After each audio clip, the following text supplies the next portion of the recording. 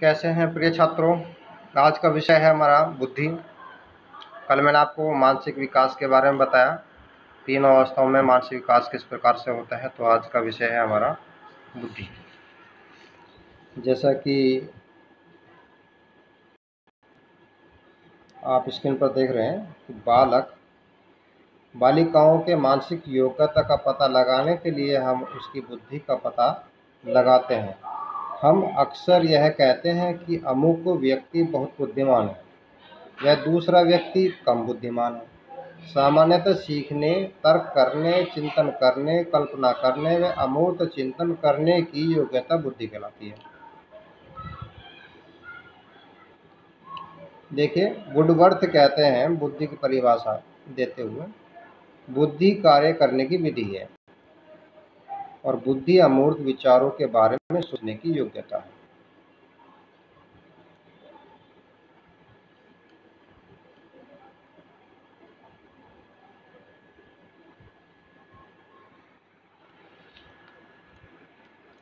विनय कहते हैं बुद्धि इन 4 शब्दों में निहित है: ज्ञान, आविष्कार, निर्देश की आलोचना। रायबर्न, बुद्धि वह शक्ति है जो हमें समस्याओं का समाधान करने और उद्देश्यों को प्राप्त करने की क्षमता देती है। मोटे तौर पर बुद्धि में निम्नलिखित प्रकार की योग्यता आती है। देखिए, सबसे पहली सीखने की योग्यता,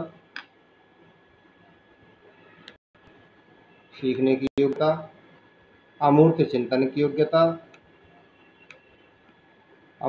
की योग्यता, समस्या का समाधान करने की योग्यता, अनुभव से लाभ उठाने की योग्यता, संबंध को समझने की योग्यता और अपने वातावरण से सामंजस्य करने की योग्यता।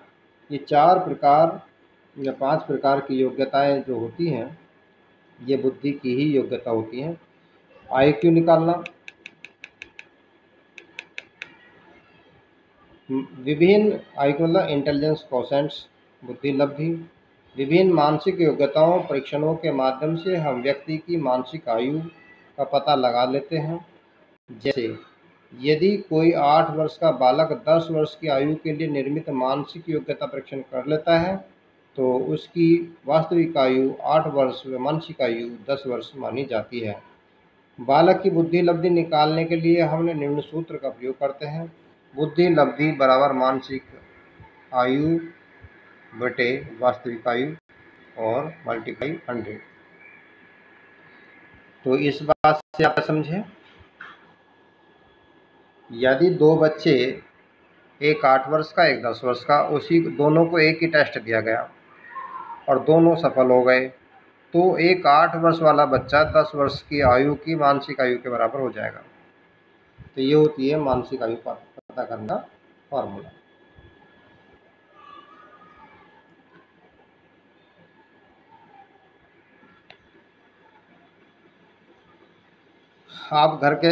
आप भी देख सकते हैं घर पे टेस्ट करके। गतिविधि प्रशिक्षुओं से पूछे कि यदि किसी बच्चे की मानसिक आयु फार्मूले में रख के निकाल सकते हैं 16 वर्ष और वास्तविक आयु 10 वर्ष है, तो उसकी बुद्धि लब्धि क्या होगी, वो किस बुद्धि स्तर का बालक होगा। जैसे बताया मैंने आपको, मानसिक आयु अपोन मानसिक आयु कितनी है, 16 वर्ष। एक बार देख लीजिए जरा, 16 वर्ष बटे 10 वर्ष गुना 16,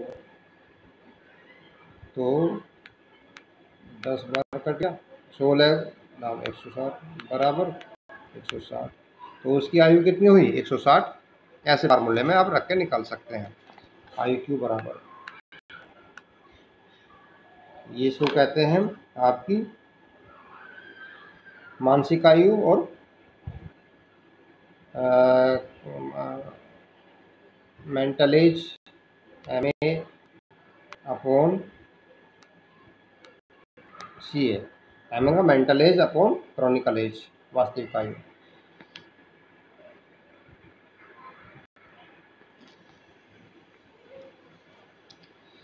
बुद्धि परीक्षण इंटेलिजेंस टेस्ट किसी भी व्यक्ति की बुद्धि का पता लगाने के लिए विभिन्न प्रकार की बुद्धि परीक्षणों का निर्माण किया गया है। विभिन्न मनोवैज्ञानिकों ने समय समय पर विभिन्न बुद्धि परीक्षण बनाए और इनको मुख्य रूप से दो वर्गों में विभाजित किया: व्यक्तिगत बुद्धि परीक्षण और सामूहिक बुद्धि परीक्षण। जो व्यक्तिगत बुद्धि परीक्षण है, इंडिविजुअल इंटेलिजेंस टेस्ट परीक्षण एक समय में एक ही व्यक्ति पर किया जा सकता है और इसका आरंभ बीने ने किया था। सामूहिक बुद्धि परीक्षण यानी ग्रुप इंटेलिजेंस टेस्ट, यह परीक्षण एक समय में अनेक व्यक्तियों की के साथ ली जाती है और इसका प्रारंभ प्रथम विश्व युद्ध के समय अमेरिका में हुआ। कारण यह था कि सरकार मनुष्यों की मानसिक योग्यता के अनुसार उनको सेना में सैनिक अफसरों व कर्मचारियों के अन्य पदों पर नियुक्त करना चाहती थी। तो व्यक्तिगत व सामूहिक दोनों प्रकार के परीक्षणों के दो रूप होते हैं, एक भाषात्मक और क्रियात्मक, यानी वर्बल और नॉन वर्बल। तो परीक्षण बुद्धि का किस प्रकार से किया जाता है? वर्बल और नॉन वर्बल। तो भाषात्मक परीक्षण में क्या होता है? इसमें भाषा का प्रयोग किया जाता है, वह अमूर्त बुद्धि की परीक्षा ली जाती है। इसका मुख्य उद्देश्य कि व्यक्ति को लिखने पढ़ने का कितना ज्ञान है। उसे प्रश्नों के उत्तर लिखकर, गोला बनाकर, गुना बनाकर या रेखांकित करके देने होते हैं। इस परीक्षा में निम्न प्रकार के प्रश्न पूछे जाते हैं: अंकगणितीय के प्रश्न होते हैं, व्यवहारिक ज्ञान से संबंधित प्रश्न होते हैं, निर्देश के अनुसार प्रश्नों के उत्तर, समानार्थी या विलोम शब्द और बेतरतीब शब्दों को तरतीब में लिखना। इस तरह का परीक्षण क्या होता है? भाषात्मक परीक्षण होता है। क्रियात्मक परीक्षण नॉन वर्बल या परफॉर्मेंस टेस्ट, इन परीक्षणों का प्रयोग उन व्यक्तियों पर किया जाता है जिनको भाषा का ज्ञान कम होता है या जो पढ़ना लिखना नहीं जानते। इसके द्वारा मूर्त बुद्धि का पता लगाया जाता है। इस परीक्षण में वास्तविक वस्तुओं का प्रयोग किया जाता है और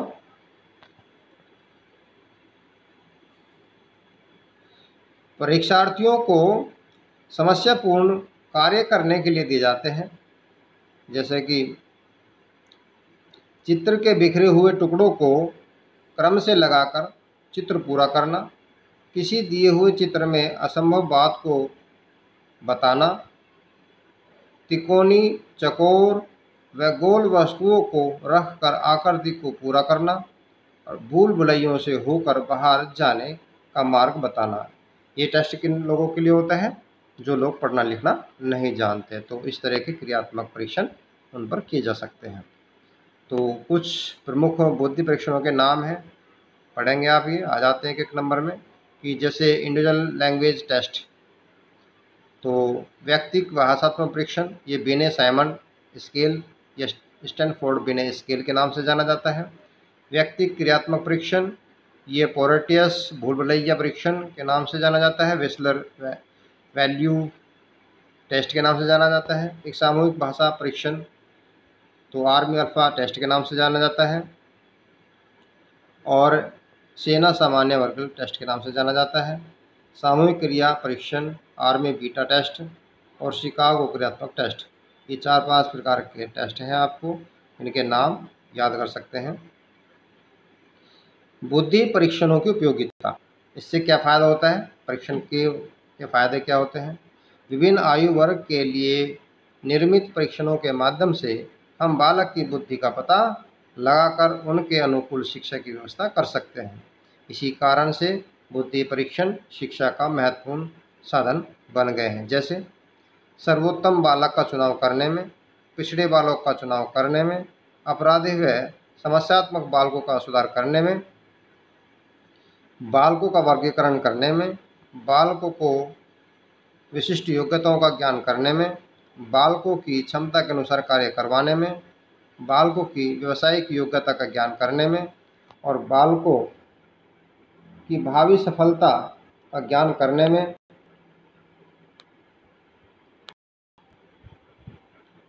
अपव्यय का निवारण करने में, राष्ट्र के बालकों की बुद्धि का ज्ञान करने में।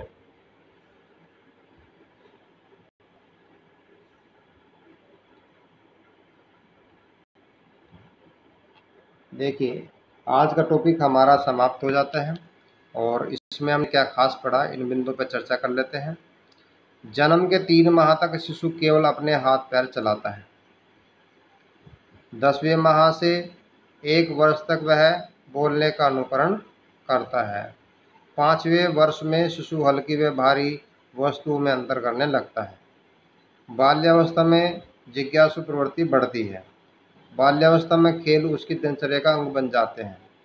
किशोरावस्था में बच्चा बाल्यावस्था से किशोरावस्था की ओर बढ़ता है। किशोरावस्था जीवन का कठिन काल है, क्योंकि न तो यह बच्चा होता है न वयस्क। किशोरावस्था में बुद्धि का अधिकतम विकास हो जाता है और बुद्धि परीक्षणों की हमारे जीवन में बहुत उपयोगिता है। विभिन्न अवस्थाओं में संज्ञानात्मक विकास जीन प्याजे का सिद्धांत हम कल पढ़ेंगे। तो बुद्धि के बारे में आपने परीक्षण के माध्यम से समझा कि कैसे